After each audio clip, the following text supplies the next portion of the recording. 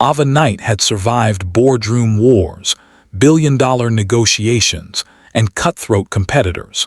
But nothing prepared her for the moment she collapsed in the middle of her own charity gala. One second she was smiling under the sparkling chandelier, the next she felt the room tilt, her heartbeat spiking, breaths turning shallow. The last thing she saw was people stepping back, not forward as she fell. Not one hand reached out. Not one voice called her name. Just darkness. She woke to the hum of an old fan and the scent of engine oil. Ava's eyes blinked open, confused. This wasn't a hospital. The ceiling was metal, the air warm, and something clattered on a workbench nearby. She jerked up, only to find a pair of tiny brown eyes staring right at her. "Are you okay, lady?" the little girl asked, hugging a stuffed rabbit with a missing ear. Ava blinked, her voice raspy. Where am I?" Before the girl could answer, a man appeared, broad-shouldered, grease-smudged, hair tied back. His expression was cautious, concerned, but gentle. "You fainted in the alley behind the Marriott," he said. "I couldn't get an ambulance fast enough, so I brought you here. I'm Ethan. This is my daughter, Lily." Ava pressed a hand to her forehead. Why didn't anyone help? Ethan looked at her, not recognizing her wealth or fame. "People don't always look too close when someone falls, but my kid insisted we stop." Lily nodded proudly. "You looked lonely." Ava swallowed hard. Lonely. The one word she spent her life pretending didn't apply to her. A simple garage felt kinder than a room full of rich people.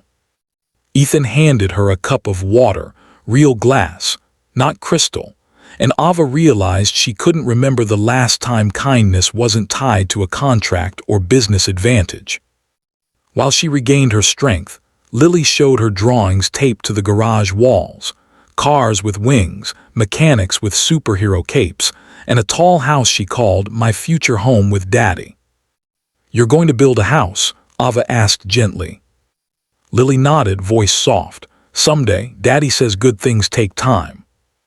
Ethan's cheeks flushed as he tried to change the subject. "Lily dreams big." Ava smiled genuinely. The best dreams usually start that way. The twist came when Ava tried to leave. Feeling better, Ava stood up. "Thank you, both of you. I owe you."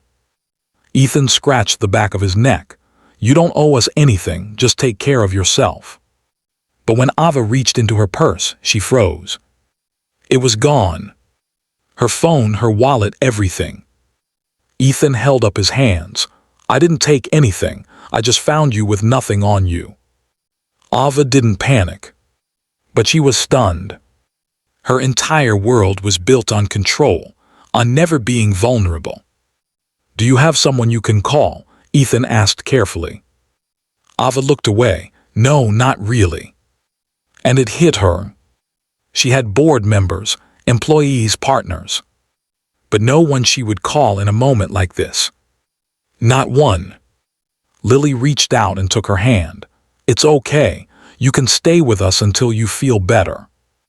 Ava's throat tightened. From multi-million-dollar penthouses to this cramped garage, but she'd never felt more seen. The emotional climax came when she finally broke. Ava tried to stand strong, but the exhaustion, the stress, the pressure of years pressed on her all at once. "My life is cold," she whispered. "People take pictures with me, not care about me." Ethan didn't interrupt. He didn't judge. He simply listened. Lily climbed into Ava's lap like she'd done it 1,000 times. "Everyone needs someone," she said softly. Ava closed her eyes as tears slipped free, her first in years. But instead of embarrassment, she felt relief.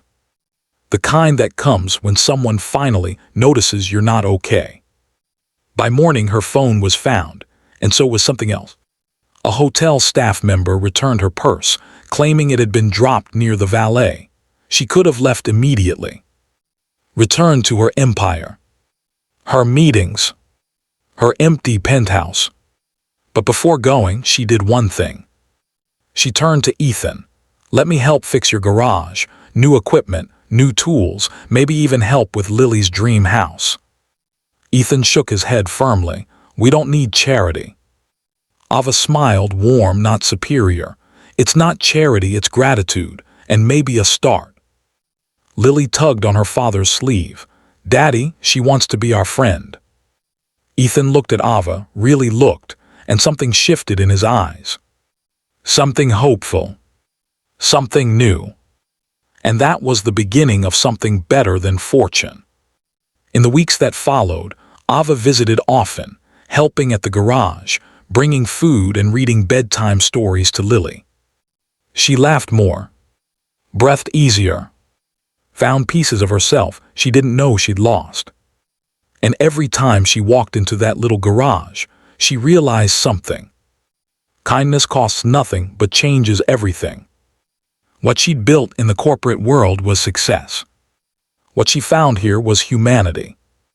A family, even if it wasn't official. Yet, final message. Ava had fainted alone in a room full of wealthy people. But she woke up to something money could never buy. A second chance at life, at love, and at belonging, because one little girl refused to walk past a stranger who needed help. Sometimes the smallest act of kindness becomes the turning point of someone's entire story. And for Ava, it was only the beautiful